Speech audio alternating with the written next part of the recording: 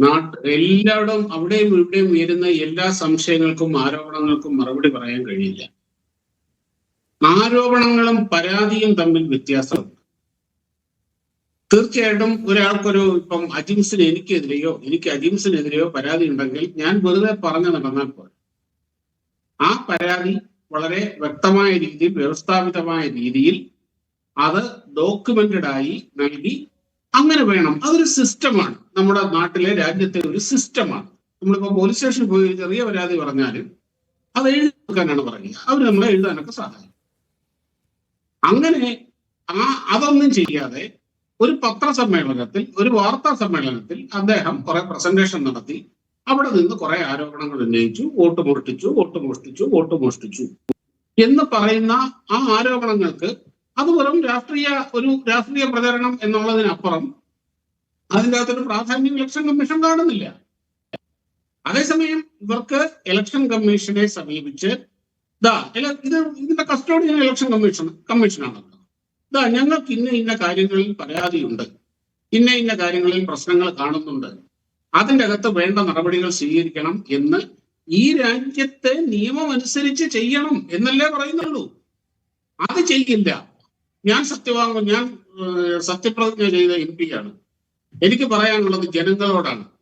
ഞാൻ പറയാനുള്ളത് പറഞ്ഞു. ഇനി വേണമെങ്കിൽ നിങ്ങൾ അന്വേഷിച്ചോണം എന്ന് പറയുന്നത് ഈ രാജ്യത്തിന്റെ വ്യവസ്ഥിതിയെ, നിയമവ്യവസ്ഥിതിയെയും ഭരണഘടനയെയും ഒക്കെയുള്ള ഒരു തരം തുറന്ന വെല്ലുവിളിയാണ്. അതിന്റെ കാരണം വേറൊന്നുമല്ല, അങ്ങനെ ചെയ്താൽ അത് പിന്നെ അവർക്ക് തന്നെ പ്രശ്നമാകുന്നുള്ള ബോധ്യമുള്ളത് കൊണ്ട് അത്രയല്ലേ പറയുന്നുള്ളൂ. ഇപ്പം ഇവിടെ തൃശ്ശൂരെ കാര്യം പറഞ്ഞാൽ ഇനി മറ്റൊരു കാര്യം പറയട്ടെ. മഹാദേവപുരത്തെ കാര്യമാണല്ലോ ഇവിടെ പ്രധാനമായിട്ട് വന്നത്. അദ്ദേഹം 6 മാസം എടുത്ത് കഷ്ടപ്പെട്ട് ചെക്ക് ചെയ്യാൻ.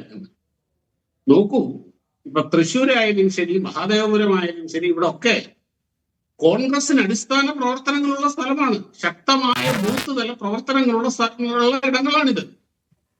അവിടുത്തെ ഒരു ബൂത്തിൽ എത്ര വോട്ടുണ്ട് ജിൻസേ? ഏറിയാൽ മാക്സിമം 1000-1200 വോട്ട്. ആ ഒരു ബൂത്തിന് ഒരാൾ വെച്ച് ഈ രാഷ്ട്രീയ പാർട്ടികൾക്കുണ്ട്.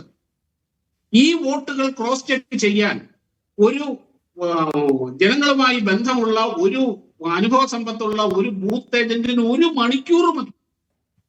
എന്റെ ബൂത്തിൽ ഇങ്ങനെ ഒരു പ്രശ്നമുണ്ട്. ഇവർ ഇലക്ഷൻ കമ്മീഷൻ വളരെ വ്യക്തമായിട്ട് പറഞ്ഞു തരേണ്ടി എത്ര അവസരങ്ങളാണല്ലോ. കരട് വോട്ടർ പട്ടിക പ്രസിദ്ധീകരിച്ചു. എല്ലാ ബൂത്ത് ഏജൻസിന്റെയും രാഷ്ട്രീയ പാർട്ടികളുടെയും കയ്യിൽ അതുണ്ട്. തന്റെ ബൂത്തിലെ 1200 വോട്ടുകൾ മാത്രം അയാൾ നോക്കിയാൽ മതി. എന്റെ ബൂത്തിൽ എനിക്ക് പരിചയമില്ലാത്ത ഇന്നലെ ഇവിടെ വന്ന കുറെ പേരുണ്ട്, അവർക്ക് ചൂണ്ടിക്കാണിക്കാം. ഇലക്ഷന്റെ ദിവസം ബൂത്തിലിരിക്കുന്നവർക്ക് ഓരോരുത്തരെയും മുഖപരിചയമുള്ളവരാണ്. വന്ന് ടിക്ക് ചെയ്തിട്ടാണ് അവിടെ പോകുന്നത്. നമുക്കറിയാം ഇലക്ഷന്റെ പ്രോസസ് എങ്ങനെയാണെന്നുള്ളത്. അവസാനം പോളിംഗിന് ശേഷം എല്ലാം തൃപ്തികരം എന്ന് എഴുതി ഒപ്പിട്ടതിന് ശേഷം മാത്രമേ പോകാൻ പറ്റുള്ളൂ. അല്ലെങ്കിൽ അത് ചാലഞ്ച് ചെയ്യാം. ആ അവസരമുണ്ടായിരുന്നു. ഇനി ഇലക്ഷൻ കഴിഞ്ഞതിന് ശേഷം പരാതി കൊടുക്കാൻ അവസരമുണ്ടായിരുന്നു. 45 ദിവസത്തിനകം കോടതിയിൽ പോകാനുള്ള അവസരമുണ്ടായിരുന്നു. ഇങ്ങനെ ഇത്രയും അവസരങ്ങൾ ഉണ്ടായിട്ട് ഇതൊന്നും ഉപയോഗിക്കാതെ ഇലക്ഷനും കഴിഞ്ഞ് 1.5 വർഷം കഴിഞ്ഞ് ഞാൻ 6 മാസം എടുത്ത് കഷ്ടപ്പെട്ട് ചെക്ക് ചെയ്തതാണ് എന്ന് പറഞ്ഞാൽ ആ മഹാദേവപുരത്തെ ബൂത്ത് ഏജൻസ് ഒരു മണിക്കൂർ വിചാരിച്ചാൽ മതിയായിരുന്നു. ഇത് ചെക്ക് ചെയ്യാൻ പറ്റുമായിരുന്നു. ഇതൊന്നും ചെയ്യാതെ ചെയ്യണം. പിന്നെ മറ്റൊന്ന്, ഈ ഇലക്ഷൻ കമ്മീഷൻ എന്ന് പറയുന്ന സാധനം എന്താ? ഇത് ആകാശത്തുനിന്ന് പൊട്ടി വീണമൊന്നുമല്ല. അത് 300 പേര് മാത്രമേ ഇലക്ഷൻ കമ്മീഷനിൽ ഡയറക്റ്റ് എംപ്ലോയീസ് ഉള്ളൂ. ബാക്കി മുഴുവൻ ഈ രാജ്യത്ത് 10 ലക്ഷം BLOമാരുണ്ട്. ഈ എക്സ്ട്രീംലി ഡീസെൻട്രലൈസ്ഡ് ആയിട്ടുള്ള സിസ്റ്റമാണ് നമ്മുടെ ഇലക്ഷൻ സിസ്റ്റം. അതിന്റെ ഭാഗമായി ഈ 300 പേരൊഴിച്ച് ബാക്കി 5 മില്യൺ 50 ലക്ഷമാണ് അപ്പൊ ഉദ്യോഗസ്ഥരുടെ ഇലക്ഷന്റെ ഭാഗമാണത്.